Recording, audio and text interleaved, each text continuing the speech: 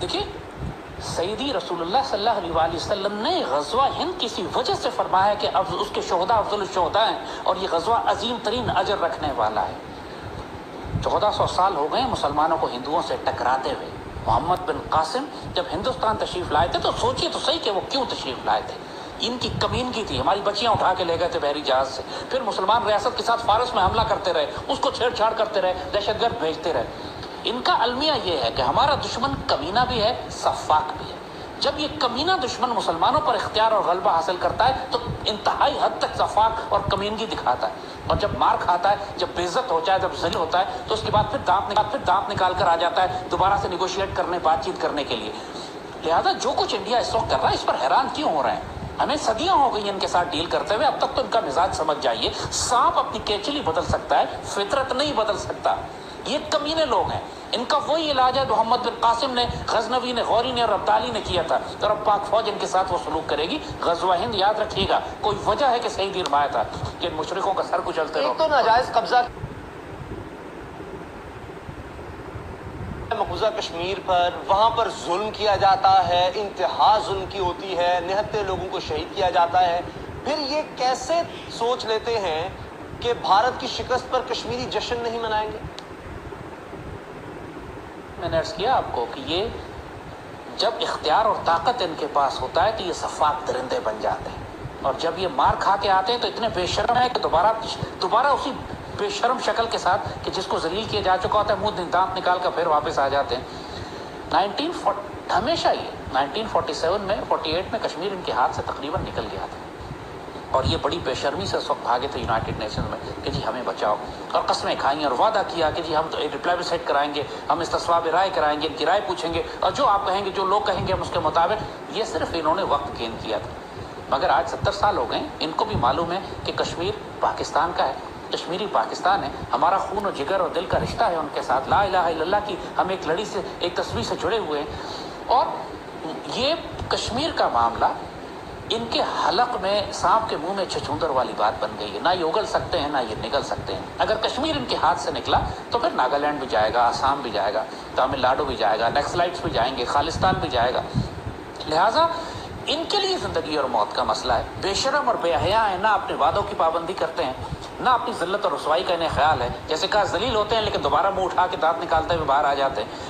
तो ये जो कुछ कर रहे हैं ये इनकी फितरत है, हैरान मत होइए, लेकिन अपने एक दुश्मन को समझिए। अब बहुत अरसा हो गया हमें इनके साथ डील करते हुए, 1400 साल गुजर चुके हैं मुसलमानों को हिंदुओं से डील करते हुए। अब तो समझ जाएं खुदा के वास्ते कि ये कमीने लोग हैं, इनसे निगोशिएशन नहीं हो, सिर्फ तलवार की ज़बान से। एक और बड़ी खास बात है कि पहले पूरे कश्मीर में तो एहतजाज होता ही था भारत के खिलाफ, लेकिन अब पूरी दुनिया में देखा जा रहा है जहां जहां कश्मीरियों को मौका मिलता है वो अपनी आवाज बुलंद करते हैं इस जुल्म के खिलाफ, जबर के खिलाफ।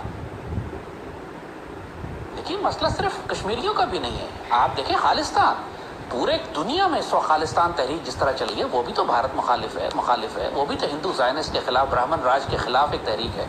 कश्मीरी मुसलमान 70 साल से लड़ रहे हैं। पहले तो सिखों ने हिंदुओं का साथ दिया था, सारे मुसलमान जो इस पंजाब में ज़िबा हुए वो सिखों के हाथों ज़िबा हुए, लेकिन आज सिख रोते हैं कि हमने उस वक्त गलती कर दी, हमें पाकिस्तान का साथ देना चाहिए था। मास्टर तारा सिंह इनका बदबख्त, उसने मरवा दिया, गांधी का साथ दिया, मुसलमानों के खिलाफ खड़ा हो गया। आज सिख कौम रोती है।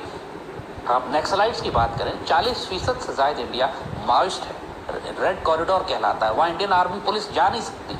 40% से ज़्यादा 200 डिस्ट्रिक्ट हैं जो रेड नक्सलाइट्स कंट्रोल कर रहे हैं। इसी तरह तमिलनाडु है, 7 सिस्टर स्टेट्स हैं।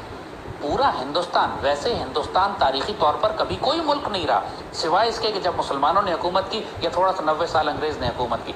उससे पहले तो ये हज़ारों राजे महाराजे थे, छोटी छोटी रियासतें थी।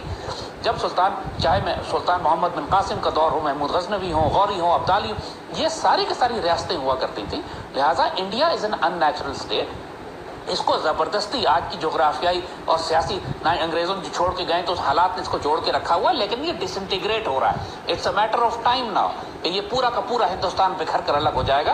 पूरी तारीख इंसानियत में सिवाय मुसलमानों के दौर के, जैसे हमने कहा, ये कभी भी टाइम की बात कर लेते हैं। आप देखें कि ये तो एक खेल था, पाकिस्तान चैंपियन बना है, कश्मीरी पाकिस्तानियों के साथ जश्न मना रहे हैं, ईद हमारे साथ उनकी होती है, मकबूजा कश्मीर के मुसलमानों की, उनकी खुशियां हमारे साथ, उनके गम हमारे साथ, वो बिल्कुल हमारे साथ हर बात में हमारा साथ देते हैं। یہ تو ایک صرف مثال ہے کہ پاکستان میں خوشی منائی جا رہی ہے، پاکستان جیتا ہے تو وہ اپنے آپ کو پاکستانی ہی سمجھتے ہیں.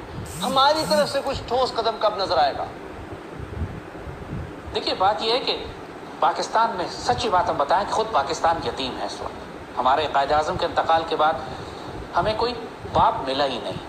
جنریا کے دور میں تھوڑا بہت ہمارے سر کے اوپر ہاتھ رکھا گیا کہ ہم نے اس وقت کشمیریوں کی تحریک آزادی کی مدد کی، خالصتان کو سپورٹ کیا.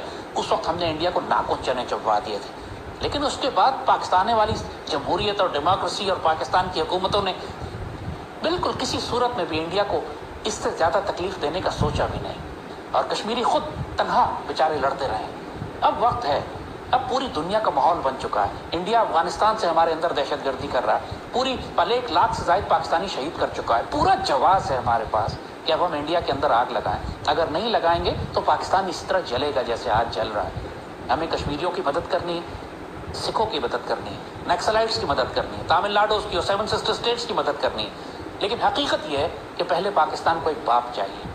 اللہ نے جس دن ہمیں ایک صلاح الدین ایوبی دے دیا ہے، یاد رکھیے گا کشمیر بزور شمشیر ہوگا. آپ نیگوشیٹ کر کے یونائٹڈ نیشنز کے پلیبسائٹ سے، یونائٹڈ کسی تھرڈ پارٹی انٹرفیئرنس سے معاہدے کر کے نیگوشیٹ کر کے کشمیر کا فیصلہ نہیں کر سکتے. اس پر خون بہانا پڑے گا، ہمیں مشرکوں کے سر اتارنے پڑیں گے. وہ ڈاکٹرین یوز کرنی پڑے گی جو محمد بن قاسم غوری غزنوی اور عبدالی نے کی ہے، اور جس کی وارث اب پاک فوج ہے. یہ غزوہ ہند کی فوج ہے. غزوہ ہند کے بغیر ان مشرکوں کا سر نہیں اترے گا، ان کے دانت نہیں توڑے جائیں گے.